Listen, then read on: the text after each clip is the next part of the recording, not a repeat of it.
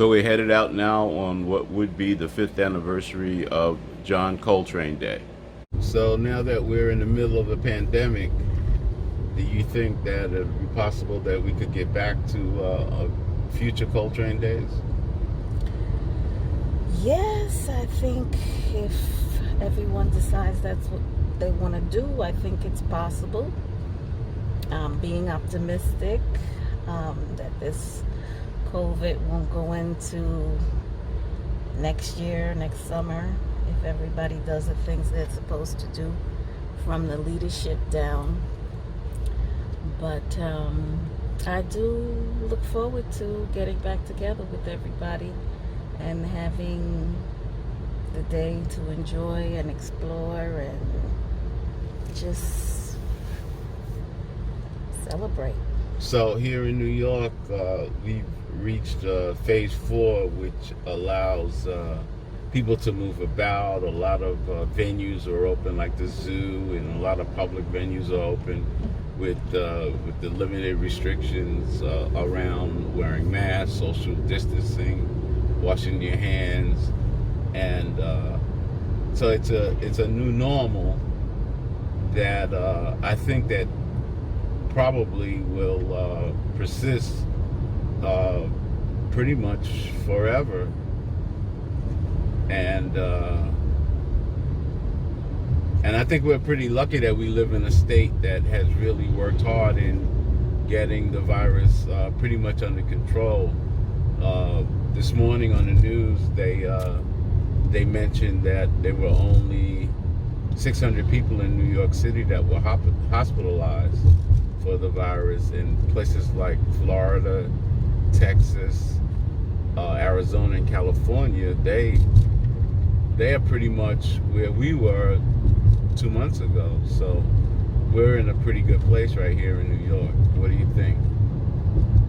Well, I want to be optimistic about that too, and that it'll continue to improve, and we will always have capacity in the hospitals for people who do get sick. But I'm still concerned. I always did wash my hands and be careful about germs and that kind of thing. It's just everything is more frequent now, and you have to be conscious of everything all the time, pretending that you actually may have some sort of germs on your hands, your clothes, and just try to be super careful. I am not that happy that some people are not as careful or as thoughtful or caring or sensible as most people are trying to be, and that concerns me a great deal, because if we don't do things together, we're not going to be able to move forward in a positive way. So let's see what happens. We're headed out to the location where the Coltrane event would be, and then we're going to make a stop by the Coltrane home. So let's see what happens. Looking forward to it.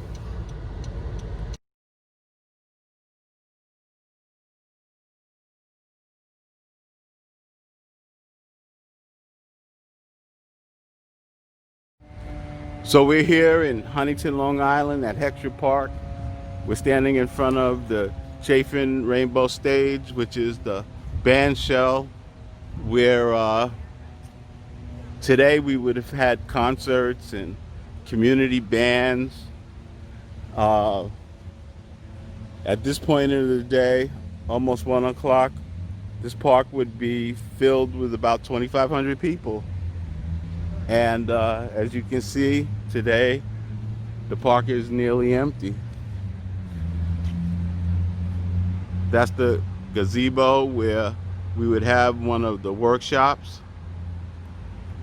And this is the church that we would use to do indoor workshops. The all-girls workshop would be there. The improvisational workshops would be there.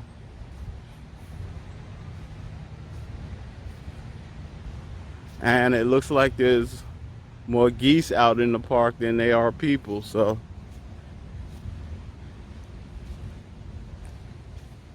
which is their natural habitat anyway. And they seem to be having a great time.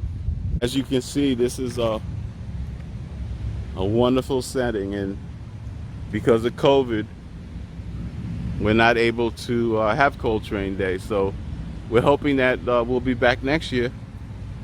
And I hope you enjoyed the little stroll through the park.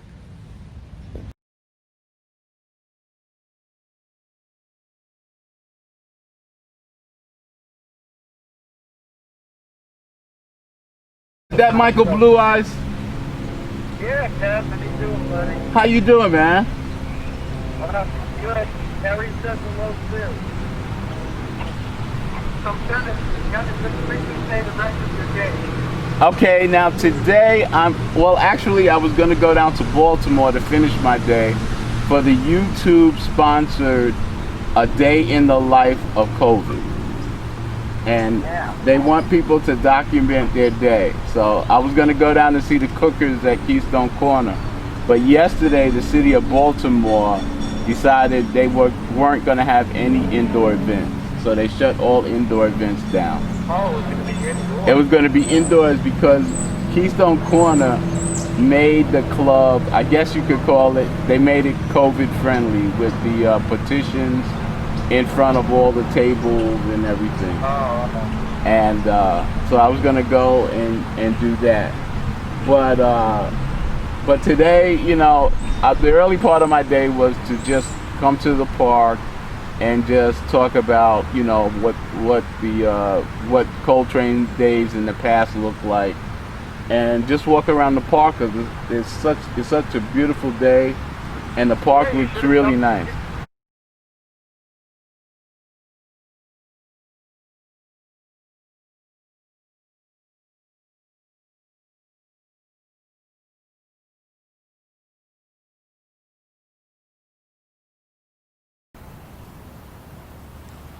So Kev, how you doing, man? I'm alright. Just a little hot. So it's July 25th, 2020, and we're in the middle of the pandemic. And tell me a little bit about some of the stuff you've been involved in as a community organizer here in the town of Huntington. Right. So, in the township of Huntington, I was able to help organize some of the food distribution sites that we have here. Along with the food distribution sites, during the pandemic, we also had the tragic, the tragedies that's been going on around us, and which have been affecting every community. And I was able to step in and talk to some of the young people that are marching and that are organizing, and I was able to organize them to come together for a cause to make change and change policies. And that's what we're doing now.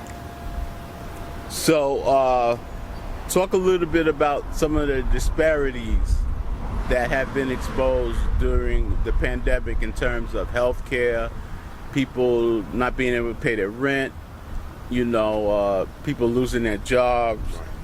Talk a little bit about how those issues have affected the people in the town of Huntington. Right. So those disparities have been going on for a very long time.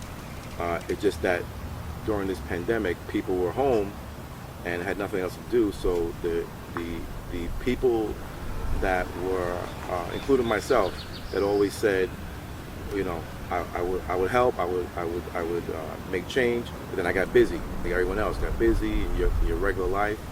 But during this time, you couldn't get busy. So that same mindset that you had, that you wanted to go make change, this was the opportunity to do it. And that's why so many people came out as a whole to help with some of the disparities as far as equal opportunities, as far as jobs.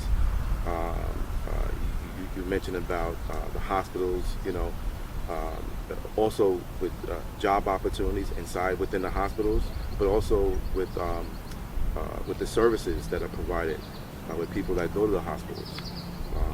So there's a lot of disparities there inside the school districts as far as teachers. It's important that there's more people of color that will work inside the school district, and not just in minority schools.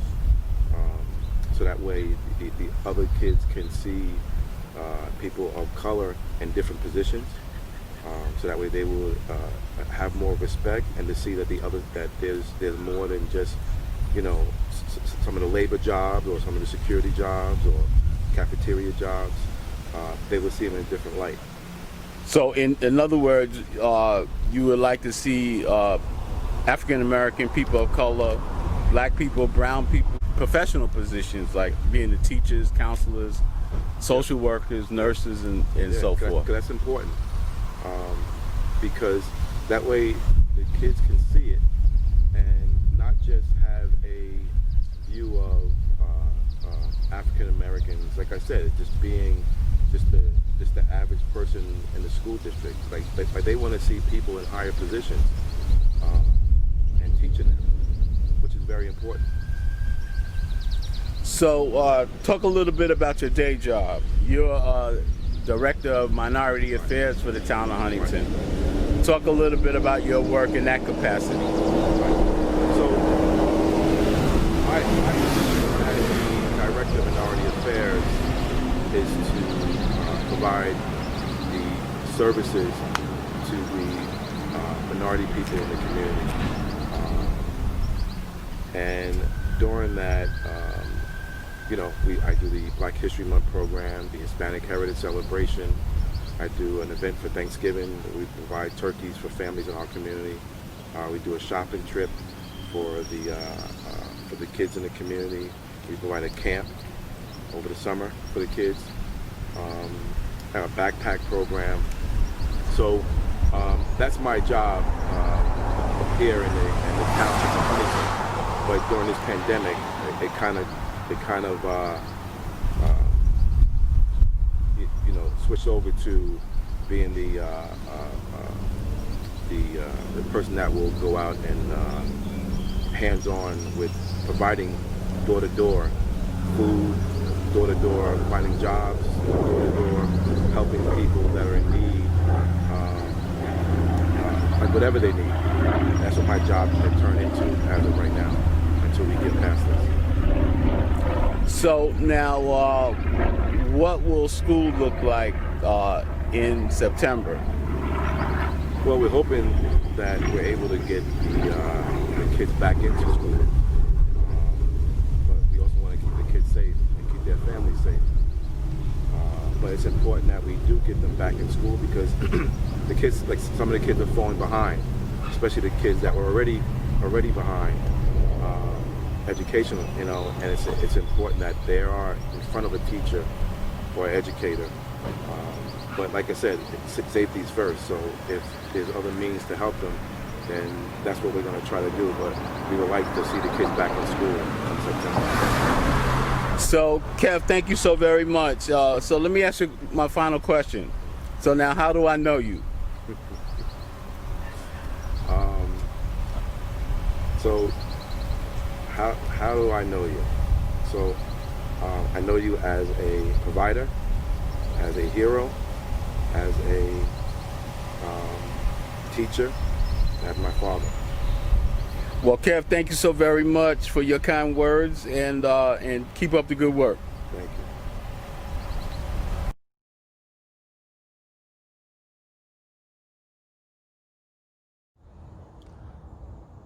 So we're here at the John and Alice Coltrane home as one of the volunteers.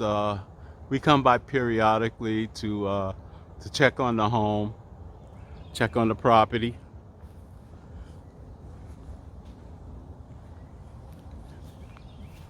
John and Alice moved here in the early 60s, and they bought this 3.5 acre property for their children. It was in the upper level of the home where John Coltrane wrote his historic piece of music, A Love Supreme. Later, after his death, Alice built a recording studio in the lower level of the home, and she recorded 5 of her own records here. as one of the volunteers, because of COVID, we haven't been able to assemble and come by the home and do the many things that we would normally do here, like plant flowers and work on the grounds and things like that. But we do come by occasionally, as I say, to check on the property, making sure that the town, which owns the land, has come by and do all the things they need to do. And as you can see, the grounds look pretty good. The home is now a national treasure, which is a designation that was brought forth by the National Trust. And they've decided to do some landscaping.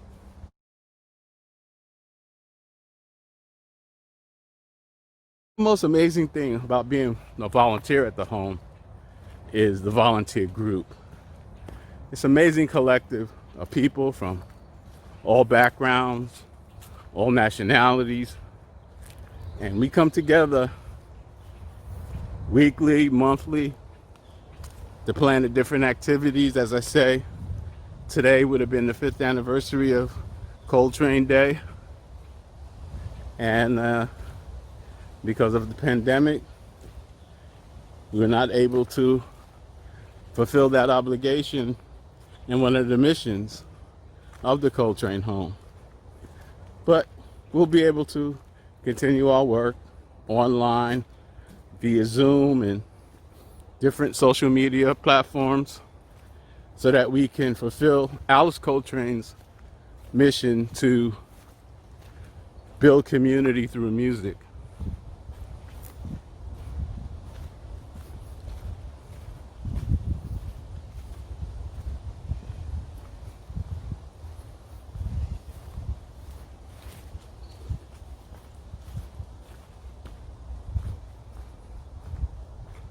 And as you can see, this is the back of the home.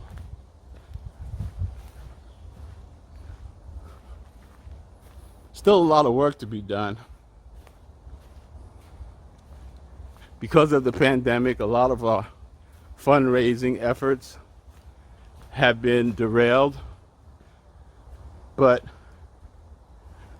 we know that we'll get back on track, because this is a mission that's a labor of love for all of us who are involved.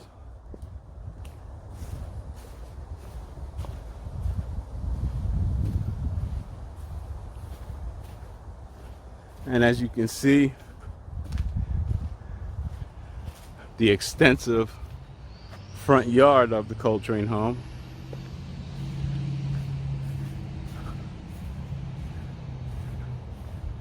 And we just hope and pray that we'll get back on track. Hopefully when the pandemic gets under control, we'll be back here to do our work.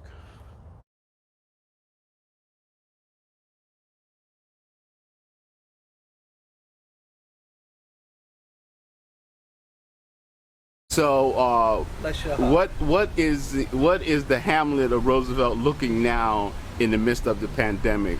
What disparities have emerged since we've been through this virus? Well, first off, when we talk about this great 1 square mile, we talk about Roosevelt had the distinction of being the largest concentration of people of African ancestry in 1 square mile. When I was a little girl, that was the designation, because we were the largest concentration of black folk in 1 square mile. And producing so much talent, you had John Mackey come out of here. Yes. Emily Moore, a tennis phenom we all know and love, Miss Moore, came from here. You know, I mean, she mixed and mingled with some of the best and the greatest. That's how Arthur Ashe and that whole crew came out. You mentioned P.E., of course. You mentioned Eddie and Steve White, God bless the dead, Charlie Murphy, but let's not forget Dr. J. That's right. Julius Irving. That's right. Who was a powerhouse. Then you had the Reverend Praythea Wynn. Right. She came, as a matter of fact, she was president of the school board when I was a senior in high school representing the Roosevelt Student Association. So when you talk about the talent that comes from 1 square mile, it has been phenomenal, and there are still geniuses coming out every day. Yes. And there have been generations of doctors, lawyers, teachers, of town workers, of, you know, just different, all walks of life. All walks of represented. life, Yeah, exactly. Right here. And, you know, the civil rights struggle did not pass Roosevelt. We need to keep in mind that this side of town, we've always lived here on the south side, Right. southeast side, Right. you know. But the reality is the brilliance that has come out of here consistently has been a blessing. And there are those who come back to serve. You know, there are those who never left our base. Right. In terms of operating, we may operate across the country, around the world, but this is still the base. So COVID-19, with the high concentration of now black and brown people, Right. we find that our communities are hit hard. There are services that have become available. There are church organizations that have stepped up their game. For example, the other day, they had Minority Affairs did a food distribution because Island Harvest and other entities are doing these things, you know, during the midst of this. So Right. one thing we can certainly say that we see is that we see our folk obeying the mandate in terms of the mask, the social distancing, and doing what it is we're supposed to do. On that hand, it's great. The school systems here, as every place else, have been hit extremely hard. The primary concern is that children cannot go back into facilities that not just are unsafe, but until we get a handle. You know, thank God for our governor. I often tease him, our gangster governor. But I'm glad he attacked this thing the way he did. He did his job. Yes. In other words, and that's not to take anything away from our governor, but he did his job. He did what he was elected to do. Absolutely. Sexism is no strange thing, especially to the Baptist church. I'm a Baptist girl, been a Baptist girl all my life. But I think some of us, because we have been reared in an environment where, for example, for me, a female pastor was never strange. Because Reverend Estrella Anderson, who started the Calvary Baptist Church in Roosevelt, was a female. She was a woman. Some of the great ones preached when they were younger. And I mean, I was a girl, but when they were young men with young families, I mean, you talk about J.J. Howell or E. Mitchell Millett or some of these prolific Bishop Frank Other White, different ones that preached down there, when some of them couldn't preach elsewhere. Right. That's right. So be encouraged, beloved, because this too shall pass. And what we have to do, thank God for families being able to have dinner together again. That's right. That we're not on our devices while we... That's right. Okay, that we actually have to have conversation. That's right. That our teachers haven't all been crazy. That's right. Because now you home with Kwame and Kareem and Deb and everybody. So it's a time where we can grow. It's a time of opportunity. It's a shift where the nonsense that used to go is no more. That's right. So what do we do in this shift? What do? We shift with it. That's right. Only thing that hasn't changed is God. That's right. And the Word. So that's my word of encouragement to folk. Go to Philippians. That 4th chapter is rich. It will guide you. But concentrate on that 6th and 7th verse. Thank you, Kevin Cam. Serretta, thank you so very much for your time. I truly appreciate it. God bless you, beloved.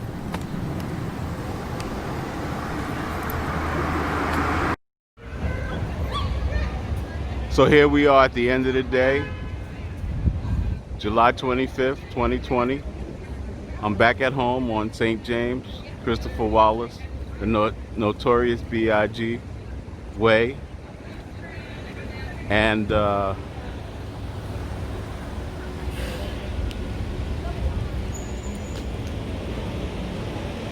normally on this block there would be tour buses coming by Biggie's home, and because of COVID, there's no tour buses. The streets are not blocked off for video shoots and films, and we don't know what's going to happen with the people who rent on this block and people who own homes, whether they'll lose their homes, whether they'll be evicted from their apartments. And because of COVID, there's so much uncertainty.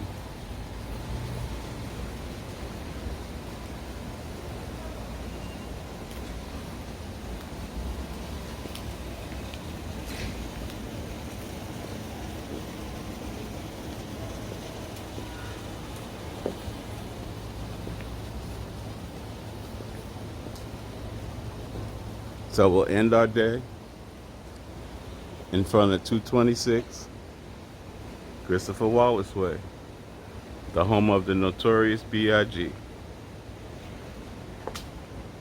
Have a great day, and it was great spending the day with you all. Take care and be well.